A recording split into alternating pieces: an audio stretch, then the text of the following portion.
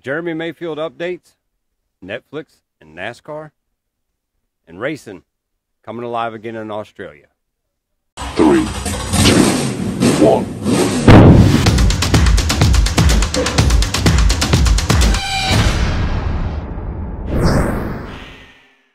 What's up, everyone? Todd Brown, That Racing Show. Thanks for dropping by for this pit stop segment. Now, first off, just want to say, yep, I'm back out here on the deck again because I'm doing some additions to my regular setting. Not quite finished, so I figured why not come out here on this beautiful day in Concord, North Carolina, crack open a beer, and talk some racing with you. Now, I want to start out by saying I got a Facebook memory this week that reminded me that this is the 1-year anniversary of me being active with this channel on YouTube. And I want to say thank you to everybody who has subscribed to this channel, everybody who watches the episode. It's been really cool to see the regular commenters, and I know your names. I see them, and I appreciate that so much. But it's kind of like having YouTube friends in its own right. I think that's really, really cool. Now, one of the other things that I started doing when I first started this show was connecting with some other names that I was familiar with from my days in the ARCA series, and those were the Bouchers. That was Bob Shack, and that was Jeremy Mayfield. And that's what we're going to talk about this right now with racing, because back in those days, we competed against the Bouchers and Bob Shack in the ARCA series when I was working for Big Bill Venerini. And Jeremy Mayfield was coming into the series at the very same time. And we were collaborating on running some of the ARCA and Cup races at the same time that Jeremy was.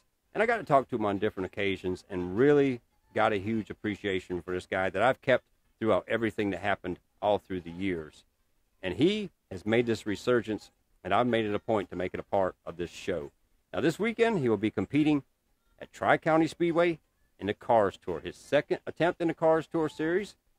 Hopefully, it'll be better than the first time where he had a flat tire on the trailer getting to the racetrack, had mechanical issues early and fell out, but was still a great time. And by all the comments that they made, everybody, the fans, everybody that was around him, it was a great day for him, and I'm sure it's going to be a great time this time. So if you're around Tri-County Speedway, go out there, check out Jeremy Mayfield and the great racing he's going to be doing this weekend. And I'm sure you won't be disappointed. Now, Jeremy is also running other series. He was supposed to be in an Outlaw Late Model last week at Nashville Fairgrounds Speedway. Unfortunately, the rain come in, postponed the race until October 7th. So if you're in the Nashville area, go check out this race. I'm sure Jeremy will be there on October 7th, and I'm sure he's going to be putting on one hell of a show.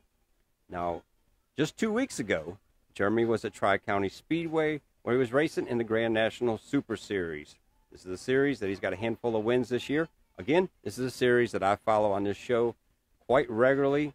And as I say, he's got a handful of wins right up there for the points battle. And always a great show that they put on. You can check them out on YouTube. They got their own channel on here. And, man, it's some good racing. So I encourage you to follow that. Follow everything that Jeremy's doing because the man is back. He's out there winning and racing everything that he can. Now, on to our next subject. Netflix and NASCAR. Now, the last couple of days, there's been rumors swirling that NASCAR and Netflix are in collaboration to do a docu-series over the 10-race playoff of the 2023 season. Now, I think this is something that is actually going to happen, and I've got my reasons that I believe why. Now, NASCAR and Netflix are not strangers to each other. Just a year ago, they did the collaboration for the Bubba Wallace docu-series that went on to win a Sports Emmy Award. They also kind of dipped their toe into the water with a episodic series with The Crew, starring Kevin James, which I love Kevin James, but this honestly was one of the worst shows ever created in history. And I think this is a great way for them to rebound and for Netflix to get NASCAR fans back in, and also for NASCAR fans to reach a broader audience all the way around. Now, as I say, they've notified different teams, and I think there's a purpose behind this. And one of the reasons why I say this is because with this week's re-signing of Austin Hill with RCR for the Xfinity Series, this is a guy who, me personally, I think is very worthy of a Cup ride. But he signed a long-term deal to stay with RCR when there is not another car to run in the Cup Series currently. And when you add in SVG and the Trackhouse rumors, which I think is already a pretty done deal in itself, Trackhouse does not have a charter for him as well. So in my opinion, I think maybe, possibly, there is a way that NASCAR is going to use the monetary aspects of what's going to go on with Netflix for this to pay some of the teams that are already charter owners to solidify moving from a 36 charter series to a 40 charter series, which would give Richard Childress the option to come in and put Austin Hill in a cup car and Trackhouse to put SVG in a cup car without the worries of not being a charter team.